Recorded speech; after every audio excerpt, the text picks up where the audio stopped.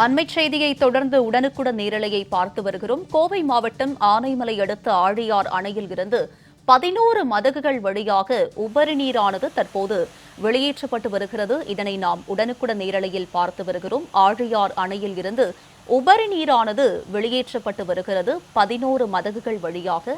இதனை நாம் உடனுக்குடன் நேரலையில் பார்த்து வருகிறோம். ஆழியார் அணையில் இருந்து உபரி நீரானது வெளியேற்றப்பட்டு வருகிறது.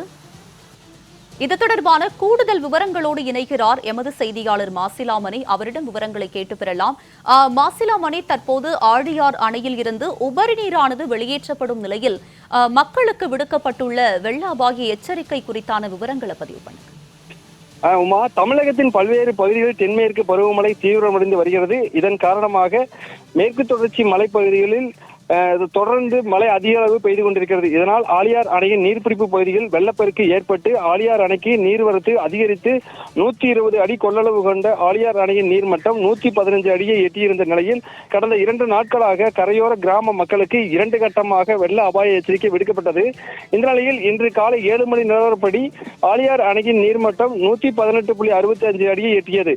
அணைக்கு வினாடிக்கு 1227 கன அடி நீர் வந்து கொண்டிருந்தது.